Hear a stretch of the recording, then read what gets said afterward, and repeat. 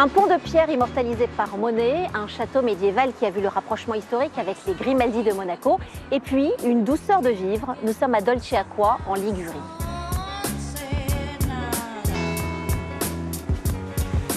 Il y a 30 ans, le village s'est doté d'une autre attraction touristique, plus atypique, un cinéma 3D, le premier du genre en Italie.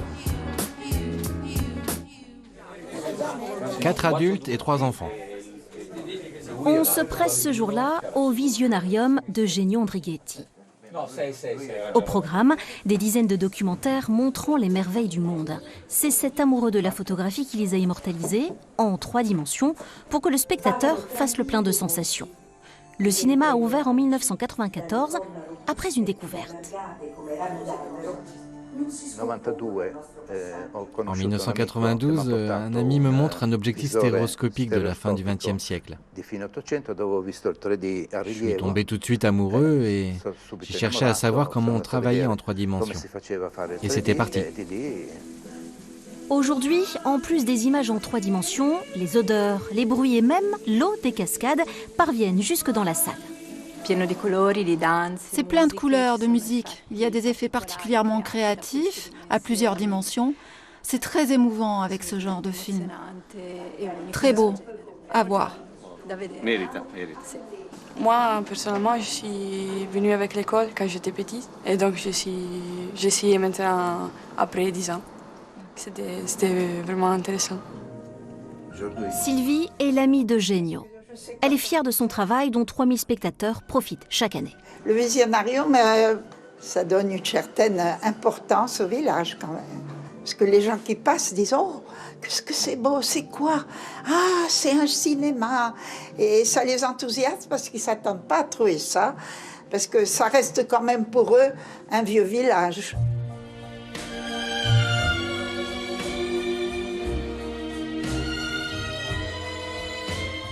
La personnalité de Sylvie nous a beaucoup plu. Cette Française est arrivée à Dolceacqua il y a 60 ans exactement. Aujourd'hui, on peut dire que c'est un véritable témoin de l'évolution de ce village et elle adore en parler.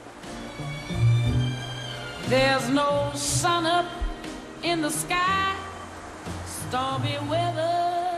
Sylvie, nous sommes sur ce pont de pierre qui date du Moyen-Âge et qui relie la vieille ville à la ville nouvelle. Ce pont qui a été rebaptisé Pont Monet. Pourquoi? Parce qu'en 1884, Claude Monet est venu à Dolceacqua et a fait 4 peintures. La plus fameuse est celle qui concerne le pont et le château. Alors vous y êtes particulièrement attaché parce que vous êtes peintre vous-même. Oui, bien sûr. Je suis venue à Dolceacqua justement parce que ce village m'a inspirée en tant que peintre. Je trouvais qu'il y avait quelque chose qu'on ne trouvait plus dans les villes et une qualité de vie par rapport aux gens qui savaient encore prendre le temps de faire les choses simplement. À son arrivée, Sylvie a ouvert la première boutique de souvenirs. Dans les années 60, elle a vu la transformation du village qui se mourait un peu. Les vieilles maisons des grands-parents laissées à l'abandon, qui font aujourd'hui le charme des lieux, ont à nouveau suscité l'intérêt. Les héritiers des vieilles maisons ont commencé à comprendre qu'il y avait quelque chose à respecter et sont retournés à considérer cette habitation comme une chose intéressante à gérer, quoi. Comme quelque chose de valeur, de l'ordre de l'héritage et du patrimoine. Oui. Qu'est-ce que vous diriez aujourd'hui de Dolceacqua, à ceux qui ne sont pas encore venus ici? Oh, disons, venez, ça vaut la peine.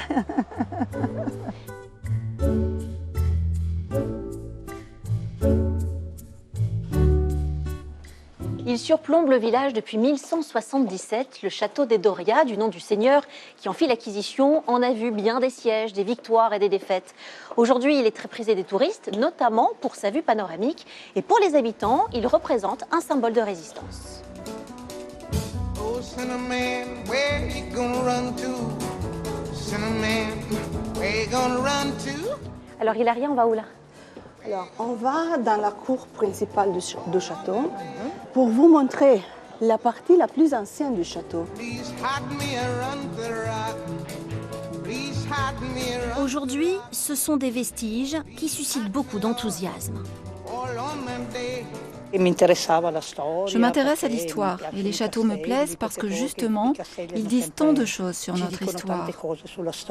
Moi, je ne m'attendais pas à ça en venant ici, mais je ne connaissais pas du tout le coin. Je m'attendais à un peu plus de montagnes ou à ce que ce soit un peu moins historique, mais vraiment une belle surprise, une très belle ville. Le château sera alternativement résidence de seigneurs et forteresse en fonction de l'évolution des rapports entre les Doria et leurs voisins. Dolceacqua a été jumelé avec Monaco il n'y a pas longtemps, mais ce n'est pas du tout une surprise, parce que les Doria et les Grimaldi ont une histoire commune. Oui, exactement. Les Doria et les Grimaldi, dans la deuxième moitié du XVe siècle, on a eu un mariage entre les deux familles. Francesca Grimaldi a épousé Luca Doria.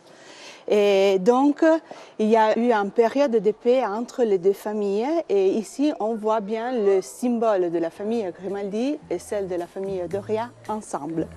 Le château fut le théâtre de violents sièges auxquels la famille réussit à résister jusqu'à la guerre de succession d'Autriche qui commença en 1740. En 17e, 18e siècle, on a bâti tous ces bastions pour se mieux défendre parce que ici, si vous voyez, il y avait la colline qui est proche du château. Donc, ils attendaient une attaque de cette partie-ci, mais en réalité, l'attaque qui a détruit le château est arrivée de l'autre côté. Ah zut! Oui. Elle est arrivée de qui, l'attaque? Par les Franco-Espagnols pendant la guerre de succession d'Autriche.